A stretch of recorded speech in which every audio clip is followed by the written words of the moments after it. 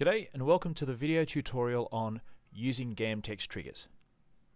I'm Phil, in-game known as Gammon, and the author of GamTextTriggers and GamPass. In this video we will cover the basic setup of GamTextTriggers, as well as creating triggers, sharing them to your friends and receiving them from your friends, as well as some advanced trigger setup. The first step is to make sure the settings are correct for GamTextTriggers. So open the program and we'll go to the options page. The options screen has several components to it. Going into the message area, we can choose whether it is a fader or a scroller. Font size, you can choose a default color, and you can choose how long the message displays on screen. For the timer, very similar. You can choose the font size, the font color. You can enable a timer bar. You can then choose the color of that bar and whether the bar counts for the entire duration or whether it only counts for the last 30, 15 or 10 seconds. You now need to define where the messages will be displayed. So if you click on the message area, it brings up a new window. If I bring up the game as well, I can then adjust the size of the window and the location of the window, and when I'm happy with its location I will be able to close it and that will store the settings. The same occurs for the timer. Click the button, find the location that I want to place it, which will be in this corner. I'll make it slightly larger so I can read it a little easier, and then I close it to save its settings. Batman mode. You can adjust the text-to-speech settings here, both the volume and the speed that it speaks at. Once you've made the settings, you can test to see whether or not they are understandable and clear. So I will now test on the current settings. Volume set at 100%. Speed set at 2. And that sounds reasonable. You can also use sound files instead of the text-to-speech. To do so, copy your sound files into the appropriate directory. To open the appropriate directory, click on the button Manage Files. I will now place the files that I previously copied into this directory. So I now have 6 sound files ready to use. I can close this out, and to make the files available, reload files. I can now choose those same files from that list. If I wish, I can test them.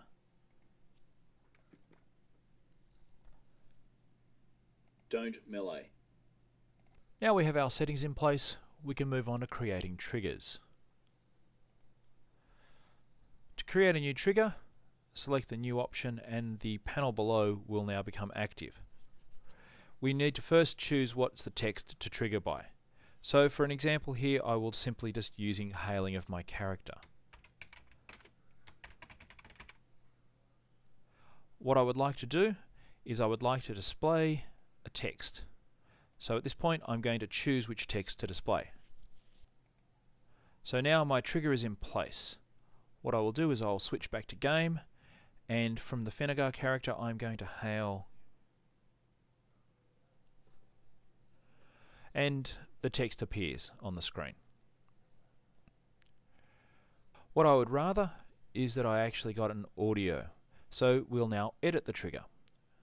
Have the trigger highlighted, click edit, and I will now go to play sound.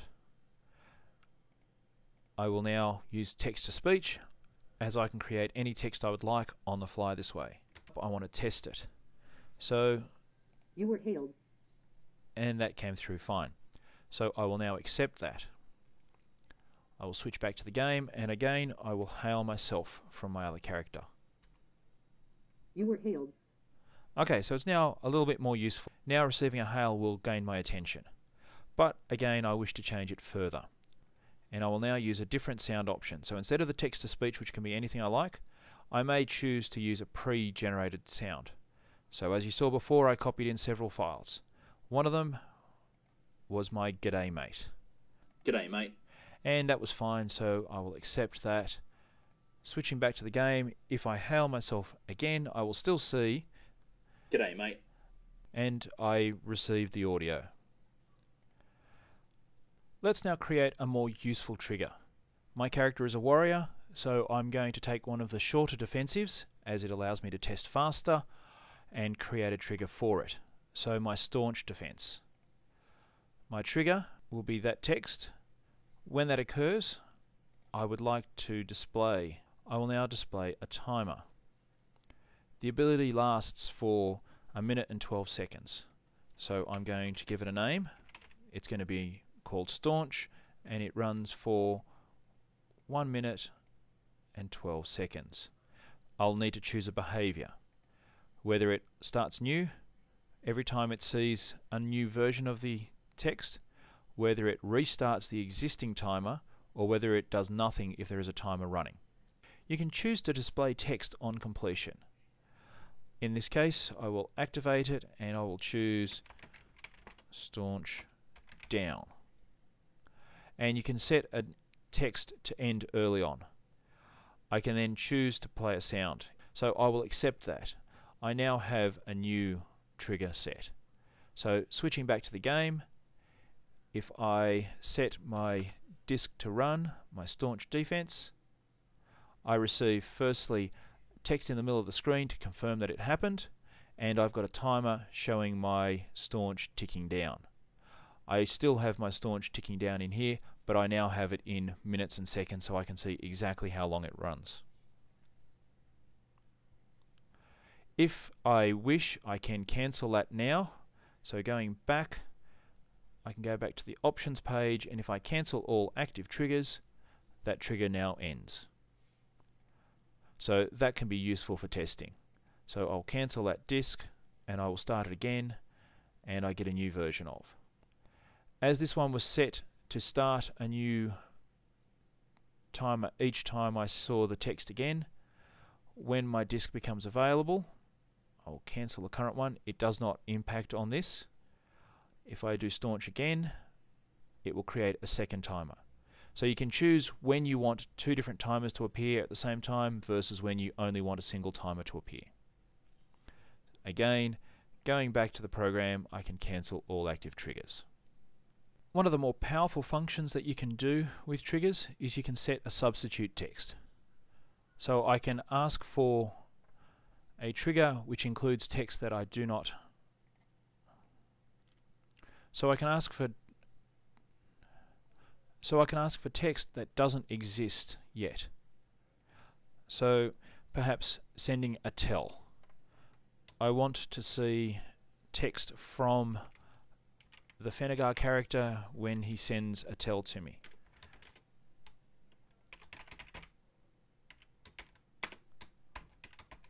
So that's the format that a tell looks like within the log file if you've got tell windows enabled.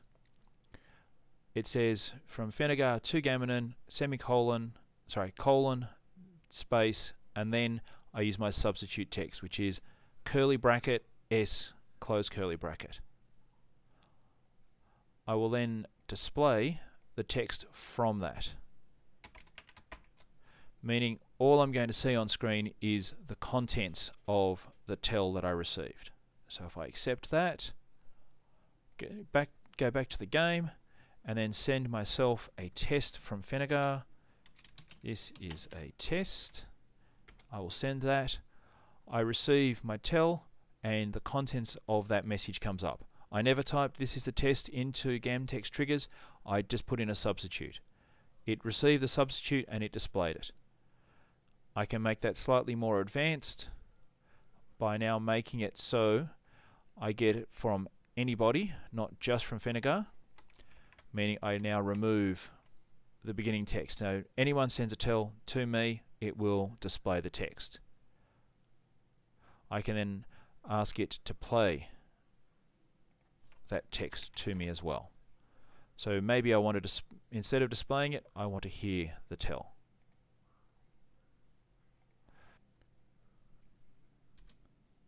This is a test.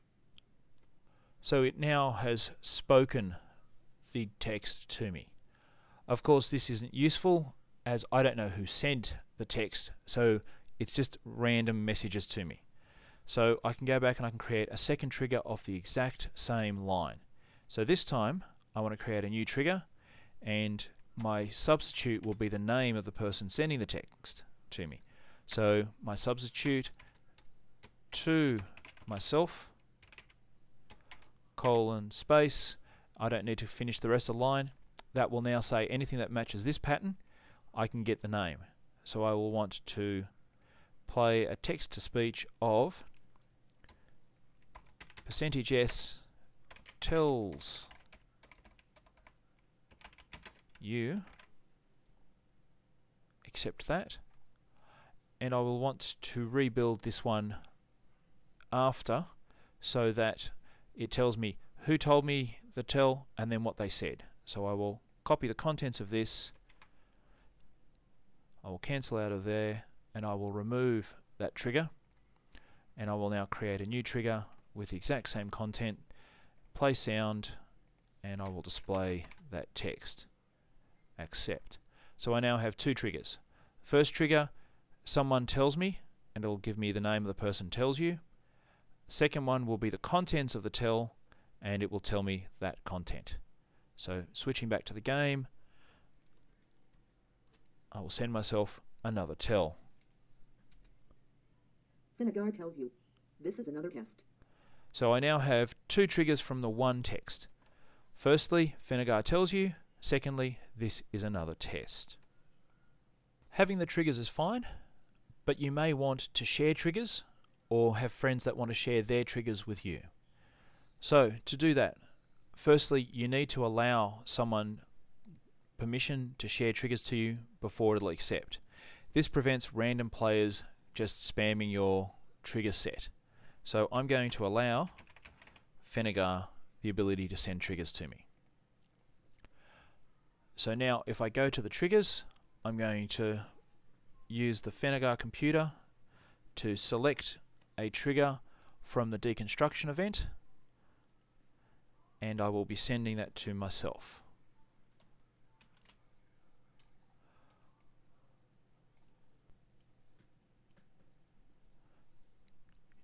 You can see now that the tell was received from Fenegar. The details was interpreted by GamTextTriggers and added to the list. Clicking on this, it shows me all the details about it. So your skin's pierced by a rusty fang. It's from the deconstruction event. The display text is to get a poison cure. There's no timer. The play sound is ticked for text to speech. It tells me to get poison cure. So I can quickly send triggers from myself to someone else or from them to me. So again, receiving the other two triggers from that event of interest. Firstly for the rotocopter, and then from the caustic goo. So I've now got the three main triggers for the deconstruction event on the trade skills side. If I wish to share a trigger back, I can highlight the trigger, I can click on the send to EQ button, and then in a tell to the other person, I can paste it and the results will go as a trigger to them. It may cause a trigger to occur on my own screen as the trigger will set itself off. So again, I can go to options, cancel all triggers, and come back. The other options to share triggers is I can take my triggers and I can export them. I'm going to export them to my documents as decon triggers, and it's saved them. I'm going to delete the triggers from here so I can demonstrate the import function. So I'll just remove those. And then if I select import, I've now got my GTT file, which is my text triggers file. If I select it and open, it's now added those three triggers at once. This allows you to do two things. Firstly, it allows you to share event-specific triggers within your guild, or with the entire community if you feel so inclined, as well as allowing you to highlight all of your triggers and backing them up. This is great if you wish to use your triggers across multiple computers. It allows you to move them very quickly as a single file. Thank you for your time.